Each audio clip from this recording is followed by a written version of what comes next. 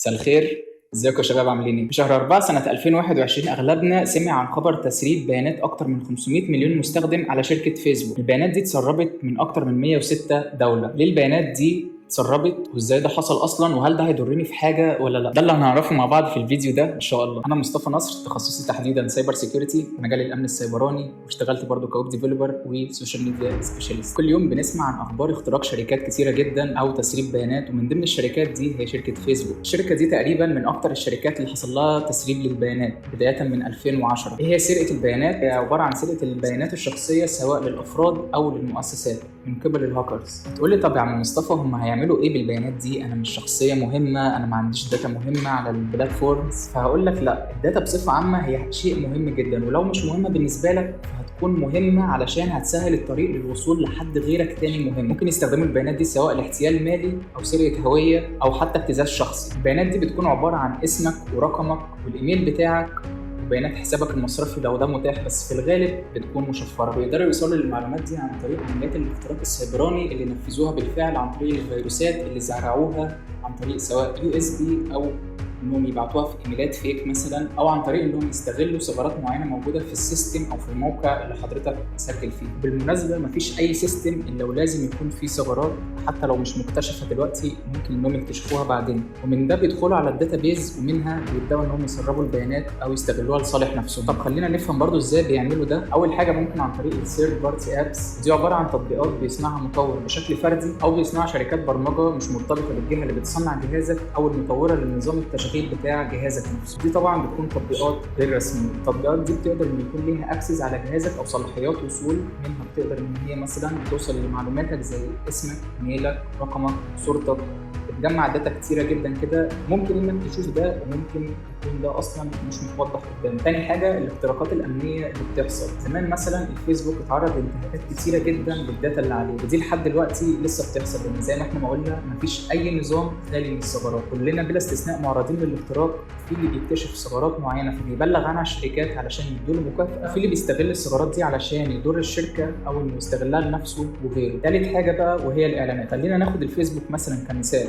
هو مثلا بيستخدم البيانات بتاعتك علشان يقدر انه يعرض الاعلانات للمعلنين اللي عنده على حسب اهتماماتك وعلى حسب الفئه اللي هم مستهدفينها. يعني مثلا يقدر انه يعرف من صفاتك وكلامك وسنك، يقدر انه يتوقع ايه هي اهتماماتك، او يقدر انه يستنتج من كلامك ايه هي اهتماماتك، او حتى من صوتك وانت بتتكلم، علشان وقتها هنا هيقدر يحدد ايه هو الاعلان الانسب ليك وايه هو الجمهور المستهدف الانسب للشركه المعلنه، وهنا وقتها هيكون هو حقق التارجت بتاعه. هتقول لي طب هو ده مش ممكن يكون تجسس او اختراق للخصوصيه بتاعه المستخدم؟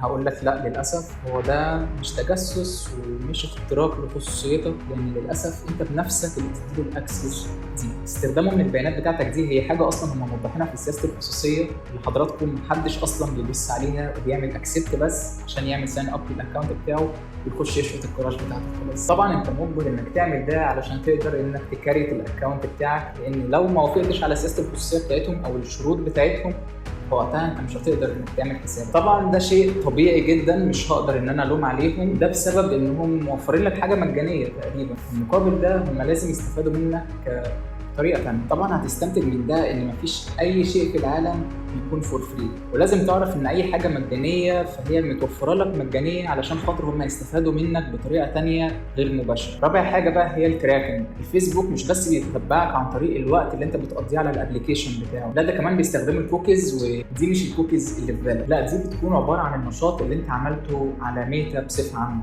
ميتا هي الشركه المسؤوله عن فيسبوك، يعني فيسبوك، انستجرام، واتساب وغيرهم من الشركات. من استخدامهم للكوكيز فهم كده بيسجلوا اي حاجه انت بتعملها على الموقع بصفه عامه، ده اللي بيسهل عليهم انهم يوصلوا لعاداتك واهتماماتك وكل بياناتك الشخصيه واي كلمه بحث انت بتكتبها جوه الويب سايت. بصفه عامه اي موقع بيستخدم الكوكيز، بس الفرق اللي بيحصل ان كل موقع بيطلب اكسس معينه اللي هي ضروريه بالنسبه له. ففي موقع مثلا بيطلب اكسس على الكاميرا والميكروفون، انما في مواقع تانية ما بتطلبش ده، ممكن تطلب مثلا لللوكيشن بس. فيسبوك بتطلب اكسس على الكاميرا والمايك واللوكيشن، كتير جدا من البيانات تقدروا انكم تشوفوا ده عن طريق الكوكيز. ده باختصار علشان مش حابب اطول في موضوع الكوكيز لان ده محتاج فيديو لوحده تاني، ممكن نتكلم عنه في موضوع تاني. دلوقتي هتيجي تسالني وتقول لي هل في طريقه ان اقدر امنع ان ده يحصل لي؟ كل اللي اتكلمنا فيه ده فهو كفيل انه يفتح دماغك بس ويوعيك على البلاتفورمز دي، مش هقدر اقول لك انك تقدر تمنع ده، كده كده بيستخدموا ده بصفه عامه، لكن كل اللي هنقدر نعمله اننا نحاول على قد ما نقدر نتجنب اي مصدر خارجي يستغل الداتا بتاعتنا اللي اتسربت من الشركات دي. كمثال مثلا في افراد او شركات بتستغل الداتا دي في انهم يقدروا يعرفوا اهتماماتك سواء بمنتج معين او بحاجه معينه هم بيوفروها، فبيستغلوا ده في انهم يستهدفوك في اعلاناتهم او انهم يبعتوا لك على الواتساب مثلا.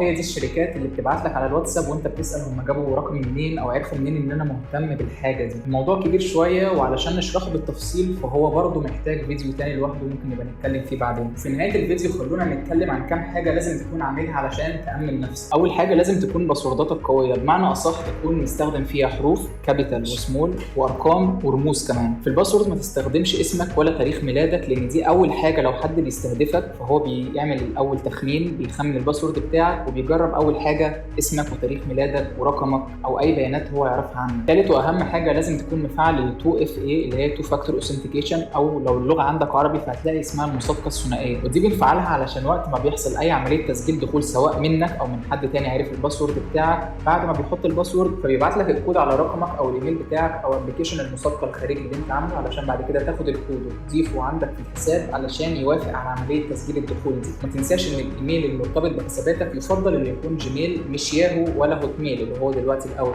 ده لان في سياسه الشركات دي لو انت ما فتحتش الايميل بتاعك لمده فتره كبيره فالداتا بتاعتك بتتمسح من الداتا بيز بتاعتهم، وهنا وقتها اي حد يقدر انه يعمل ساين اب بنفس اليوزر بتاعك اللي انت كنت مسجل بيه قبل كده. وقت ما يكريت ايميل بنفس اليوزر بتاعك هنا وقتها هو بقى فعليا مع الايميل بتاعك، يقدر انه يستقبل عليه كود ويفتح اي حساب مرتبط بالايميل بتاعك. واخيرا تابع اعدادات الخصوصيه على اي بلاتفورم عندك، واي كلام بيتكتب قدامك حرفيا لازم انك تقراه للاخر كويس جدا علشان تعرف انت بتسجل في ايه وبتوافق على ايه. ولازم برضو انك تتابع اي ابديت بينزل، لان احيانا من ضمن الابديت اللي بيعملوا تعديل في سياسه الخصوصيه وانت غصب عنك بتوافق عليه، او بيكون في حاجه اتغيرت في حساباتك وانت مش واخد بالك منها. ولازم برضو تتاكد دايما من الاجهزه اللي مفتوح عليها حساباتك، علشان لو في اي جهاز من الاجهزه اللي معمول قدامك انها اونلاين مش من اجهزتك هتعمل ساين اوت وبعد كده تامن نفسك وتغير الباسوردات بتاعتك.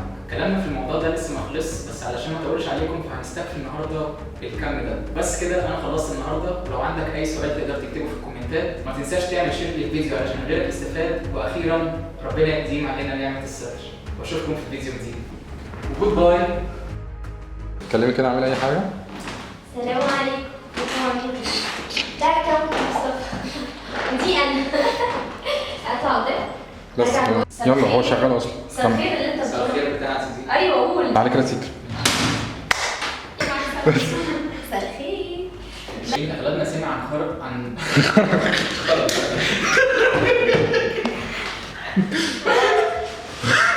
والله يا جماعه والله تعب.